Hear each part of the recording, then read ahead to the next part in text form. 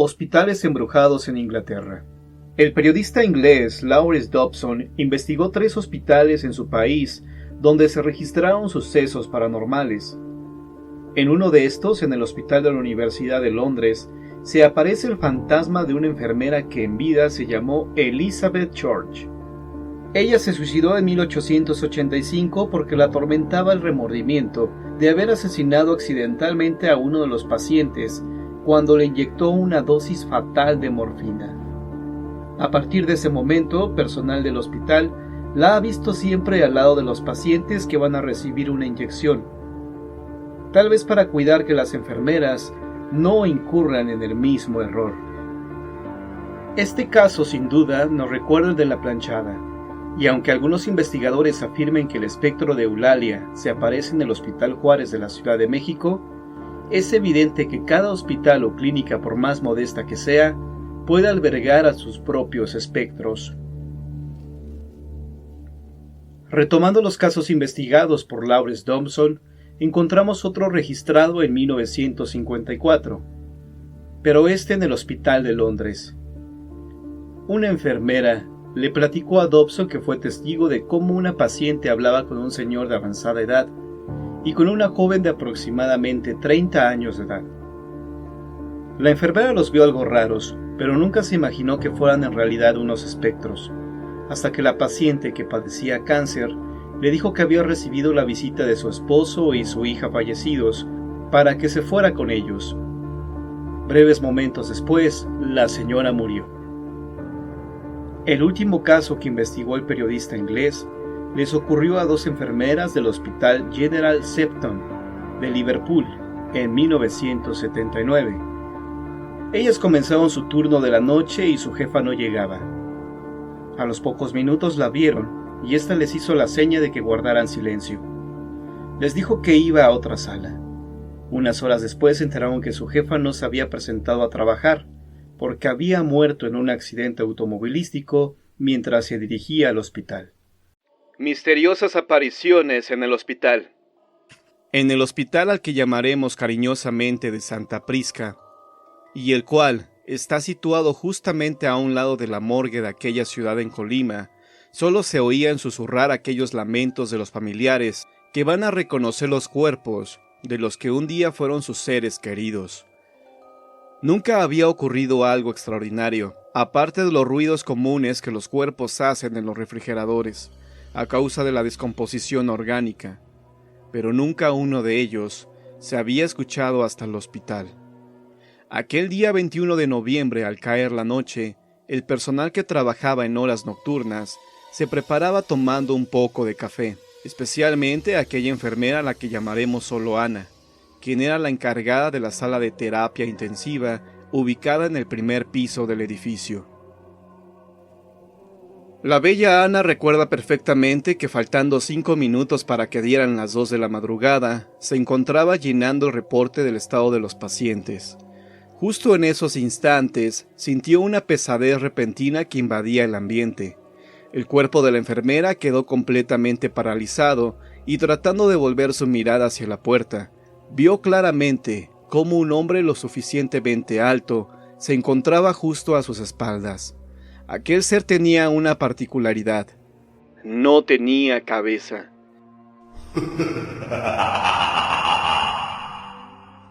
Y aunque la figura desapareció al instante, la sensación inmóvil no desapareció, hasta algunos segundos después. Como era de suponerse, Ana cuenta que bajó de inmediato hasta la recepción, y sin palabras, se quedó resguardada en el sillón que está justo al recibidor. Momentos más tarde sus compañeras miraban la escena sin poder comprender lo que Ana relató. Ana, al mirar la incredulidad de sus amigas, se cansó de asegurarles que en verdad estaba despierta, y que nunca la había vencido el sueño como ellas suponían. Pero las extrañas apariciones en el hospital de Santa Prisca no cesaron ahí. Cierto día en los pasillos, una señora pudo ver claramente cómo un hombre pasaba por los jardines próximos al hospital, rumbo a la morgue. Aquel hombre, según la descripción detallada de la señora, tenía la misma particularidad que la enfermera Ana. no tenía cabeza. Aunque lo más sorprendente fue descubrir que no era la única aparición que se decía o ocurría en el hospital, ya que unos días antes se habían corrido fuertes rumores de haber visto a una mujer con su hijo en brazos, y aunque a ella sí se le podía notar el rostro, terminaba siempre sus rondas en la sección conocida como de urgencias, ubicada en el segundo piso del hospital, y en donde se dice se internaba a los pacientes heridos de gravedad. Las ya más de 20 personas que han visto a la mujer dan testimonio de haber visto aparecerse a aquel ser de la nada, y en completo silencio visita algunas salas.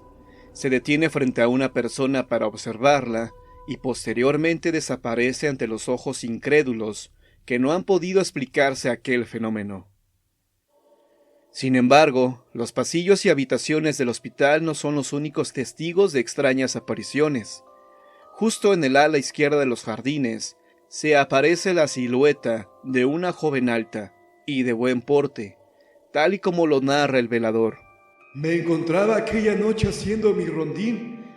Ya había dado más de las 12 de la noche, y eso lo puedo saber muy bien porque era justo la hora en que Claudia, una de las enfermeras, salía a darme mi café para que no me venciera el sueño. Para esa hora ya había recorrido 3 veces los alrededores. Recuerdo bien que nunca me gustaba mirar hacia la morgue. Por el contrario, en cuanto mis pies tocaban esos territorios, siempre me apuraba para llegar al lado izquierda del jardín. Aquella noche en particular hacía más frío que otras veces. Cuando levanté la mirada vi claramente la silueta de una mujer alta y con un porte muy fino, de negro. Yo creí que era Claudia, por lo que sin más la llamé. ¡Claudia! ¡Claudia! Pero al ver que no detenía sus pasos, me apresuré para alcanzarla. En ese instante la misteriosa mujer salió del jardín, tomó el pasillo y se alejó a paso lento en dirección hacia una sala donde descansaban algunos pacientes. Yo la seguí creyendo que se encontraba perdida. Puedo jurar que ingresé a la habitación casi por detrás de la mujer, pero no encontré nada, lo que fue corroborado por un paciente que estaba despierto y no vio ingresar a nadie. Desde entonces, vea lo que vea, ya no sigo a las personas que no responden ante mi llamado, y eso sí, les pido que me digan su nombre. Como era de suponerse, desde aquella noche el viejo velador ya no ha podido ser el mismo, y según nos cuenta ha querido abandonar su trabajo, pero debido a su avanzada edad no lo puede hacer, teniendo que aguantarse el miedo que lo invade en cuanto llega la noche.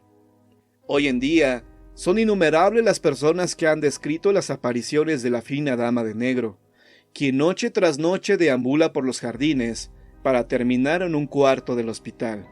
Y aunque para la mayoría de las personas que trabajan en el hospital de Santa Prisca, estas apariciones ya forman parte de la vida cotidiana, dentro de aquella edificación, para los pacientes sí es un factor a tomar en cuenta antes de ir a consultarse en aquel lugar, donde se dice rondan ánimas en pena.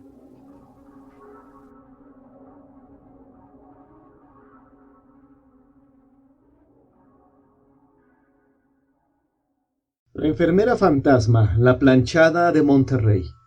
A pesar de que la leyenda de la planchada surgió en el Hospital Juárez de la Ciudad de México en los años 50, en todo el país existen historias de enfermeras que tras su muerte se manifiestan en los lugares donde ofrecieron sus servicios por años.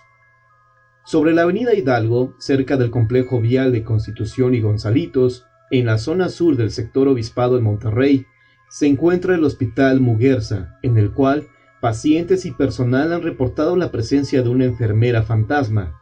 La han descrito como una mujer joven, de no más de 30 años de edad, atractiva, tez blanca. No usa el uniforme típico de las enfermeras, sino un hábito de monja. Y es que este hospital, antiguamente, fue atendido por religiosas. Han sido varios los testigos, y curiosamente, la forma en que saben que la enfermera fantasmal anda cerca es cuando escuchan el cascabeleo de unas llaves. Este es el sonido que han escuchado aquellos que la han visto, entre ellos una enfermera que había terminado su turno y que se cambiaba para retirarse a descansar a su casa. Ella ya tenía conocimiento de su presencia, así que cuando escuchó las llaves, rápidamente cerró su locker y se dirigió hacia la salida. A la distancia pudo ver la silueta de la planchada regia y se dio cuenta que usaba hábito de monja. Son los pacientes que están debatiéndose entre la vida y la muerte, alojados en el 5º piso, aquellos que con mayor frecuencia la han visto. Y es que de acuerdo a la leyenda, la planchada asiste precisamente a aquellos para ayudarlos a sanar, o bien a tener una muerte en paz. Los que tienen la suerte de recobrar su salud, piden que por favor le den las gracias a la enfermera guapa que los atendió con esmero, a esa enfermera que tiene aspecto de monja. Los doctores y enfermeras al escuchar esto se desconciertan, porque saben que se trata de la planchada regia. Hoy en día se sigue escuchando ese cascabeleo de las llaves, que por más que han buscado su origen, no han dado con él. Igualmente, han oído cómo la planchada sube las escaleras y se dirige al 5º piso del hospital.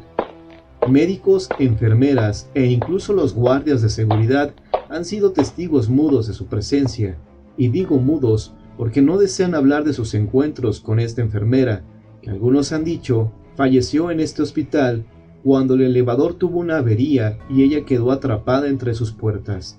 Esto sucedió en los años 70. La Clínica 25 del IMSS y sus historias de fantasmas.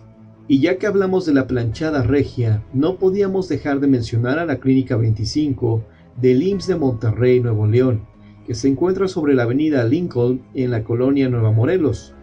En los últimos años ese lugar se ha convertido en tema de conversación para los amantes del misterio, pues en torno a esta clínica se han tejido muchas historias y leyendas urbanas.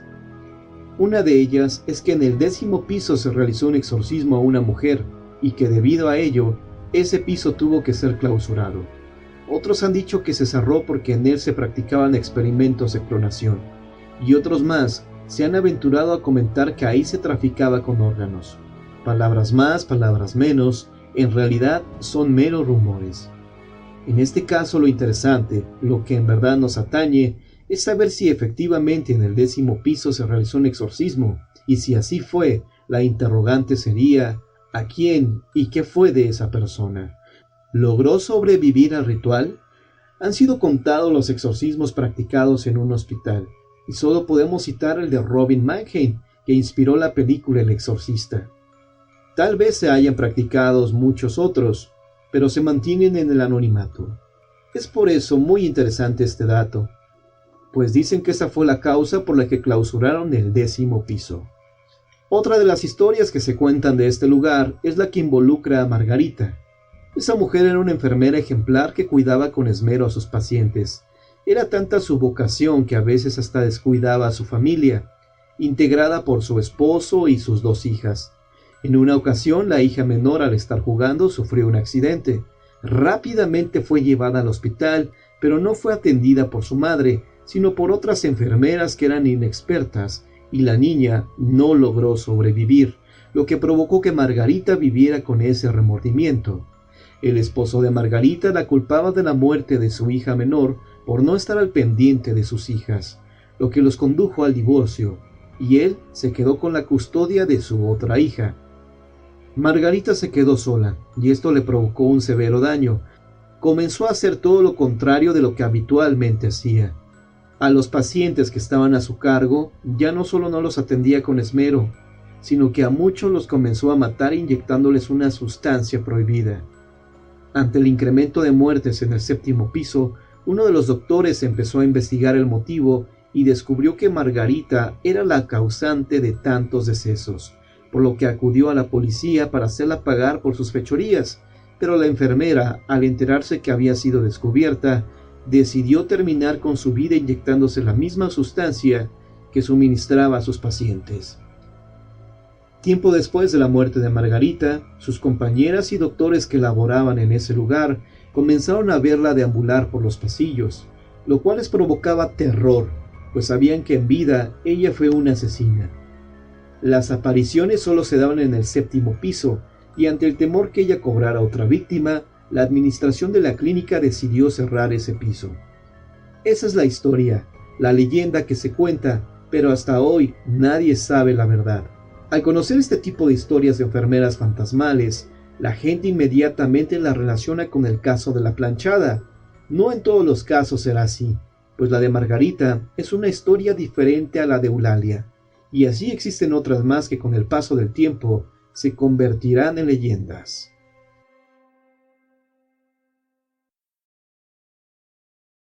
Eran apenas las 10 de la noche en el sanatorio municipal de aquel viejo pueblo a las orillas de la ciudad de Celaya. Las encargadas de la seguridad del edificio iniciaban el turno. Como ya era costumbre, aquel sábado ambas oficiales hacían doblete, por normas generales que correspondían al fin de semana. Aquel día parecía ser muy tranquilo, al menos sin los llantos en los velatorios de los familiares, que no se resignaban a la pérdida de sus pequeños. Hicieron sus rondas y a menudo se detenían un momento para intercambiar opiniones acerca de la tranquilidad que aquella noche se podía presenciar. La noche transcurría sin el menor problema, hasta que ambas mujeres se callaron y silenciaron sus pasos. Daban apenas las 2 de la madrugada del ya domingo. Acababan de escuchar un lamento, o quizá un grito de mujer. Ambas intercambiaron miradas, algo sorprendidas y sí, demasiado asustadas. Al momento se preguntaban qué sería aquello, o si en verdad lo habían escuchado. Pero finalmente, ambas coincidieron en que el lamento se escuchaba aún como si rebotara en aquel edificio. Su segunda reacción fue salir a la calle creyendo que algo le había ocurrido a aquella mujer. Sin embargo, no había absolutamente nadie. Hicieron un registro exterior y volvieron al recinto. Justo ahí se dieron cuenta de que los lamentos provenían de la zona de restricción, justo en aquel cuarto debajo de las escaleras.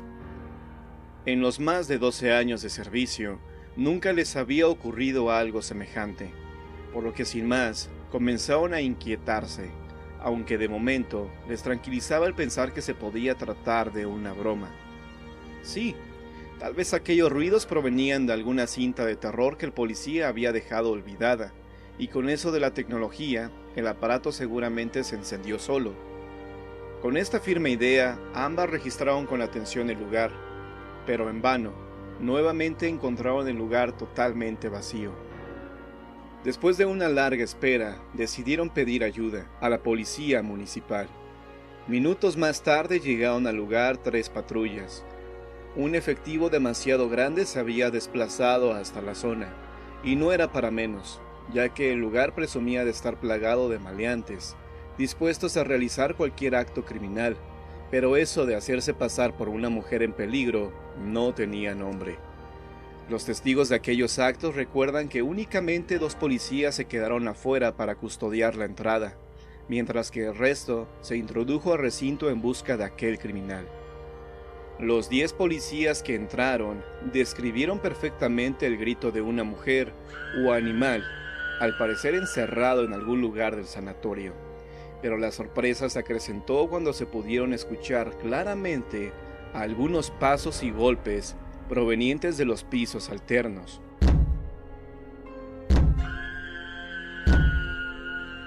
En un intento por mantener la calma, los agentes optaron por preguntar a los vecinos cercanos si no habían visto entrar a alguien sospechoso al sanatorio.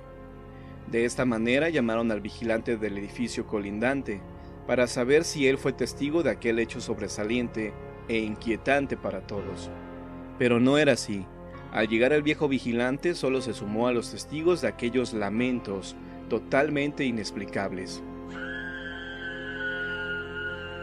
Después de estar media hora sentados en la sala de espera, sin lograr esclarecer el suceso, algunos agentes subieron a la parte superior de donde al parecer provenían los extraños sonidos, mientras que el resto continuaban escuchando la acústica tan desagradable que ya comenzaba a trastornar a algunos.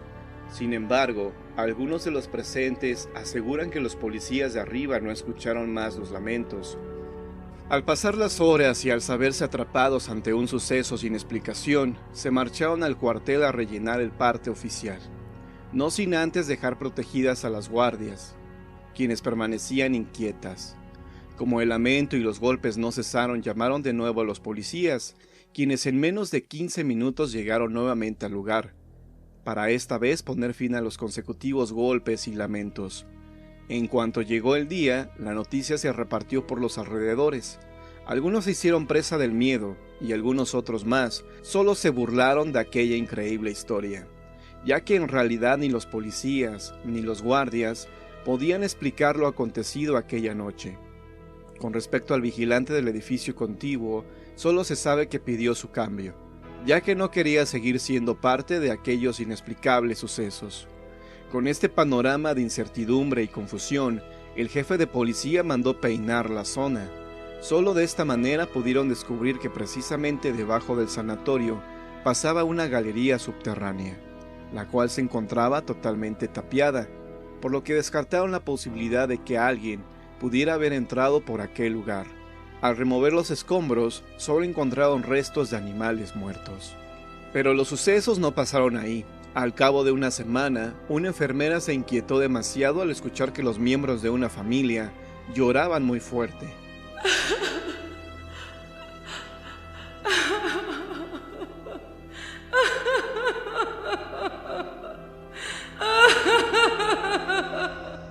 Inquietando a las madres que estaban a punto de dar a luz.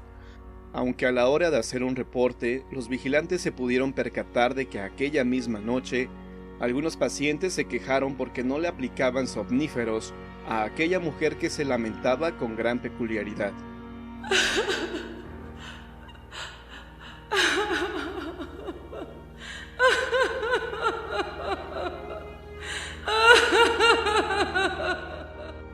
Situación que las volvió a inquietar, aunque esta vez habían corrido con la suerte de no escuchar nada. Aquella noticia se tornaba cada vez más alarmante, al grado que la prensa local ya prestaba gran interés en descubrir el misterio de los lamentos, presentando en sus diarios reportajes asombrosos sobre madres que se habían hospitalizado en el sanatorio y aseguraban haber escuchado hablar a niños para después escuchar llorar a una mujer. Sin embargo, al cabo de un mes, cuando parecía que la prensa le daba más importancia al cambio de gobierno, un nuevo suceso marcaría el destino de aquel siniestro lugar. Llegaron hasta el sanatorio un grupo de especialistas, quienes presumían de encontrar la ráfaga de viento, que seguramente se colaba entre las viejas paredes produciendo aquellos ruidos. Mientras lo hacían, buscaban resquicios interiores capaces de producir los sonidos que tanto inquietaban a los lugareños, al grado de que cada día bajaba el número de consultas y partos.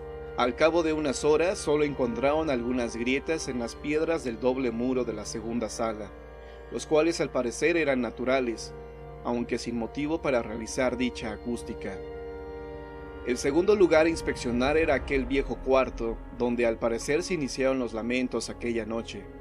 Revisaron todo el edificio, en ningún lugar específico producía acústica que semejara el llanto de una mujer. Aunque faltaba revisar aquella vieja capilla, la del techo de madera. Quizá era de aquel lugar de donde provenían tan peculiares sonidos, producidos por el crujido del techo. Al no conseguir nada, siguieron con la búsqueda. Un viejo árbol se apoyaba en el edificio sobre una de sus terrazas, y aunque el tronco golpeaba en el techo y sus ramas rozaban un cristal de la bóveda, no se escuchaba ni el más mínimo testimonio dentro del recinto. Ni siquiera las fotocopiadoras puestas en la recepción y las computadoras eran capaces de escucharse hasta el quinto piso, donde se escucharon los últimos lamentos. Las horas pasaron y los especialistas decidieron quedarse aquella noche, para ser testigos de lo que realmente estaba pasando en el lugar. Pero no fue hasta las 3 de la madrugada de aquel domingo cuando escucharon claramente aquellos lamentos provenientes del piso de arriba. Su asombro fue tal cuando pudieron percibir la voz de unos pequeños que al parecer jugueteaban en los pasillos.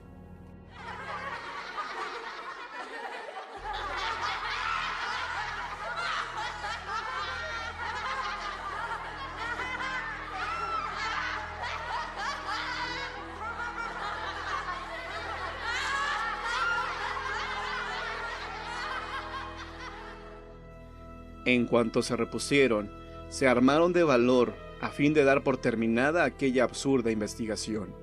Jorge, quien no quiso dar más datos de lo sucedido, era quien permanecía al mando de la investigación, y fue el único que subió para dar fe de que en aquel lugar no había más que una ráfaga de viento, que jugueteaba con sus miedos. Sin embargo, pudo notar que claramente se identificaban las pisadas de sus compañeros que permanecían abajo, mientras que otras tantas más pequeñas se escuchaban justo a sus espaldas. Sus compañeros aseguran que al volver su vista les pudo relatar claramente cómo un par de niños jugaban a sus espaldas, pero al darse cuenta de que él los miraba, corrieron a esconderse entre las paredes. Y aunque la verdadera noticia nunca salió a la luz, Jorge, de 35 años de edad, tuvo que permanecer por 1 año y medio en sesiones psicológicas que no le han ayudado a recobrar la paz interior.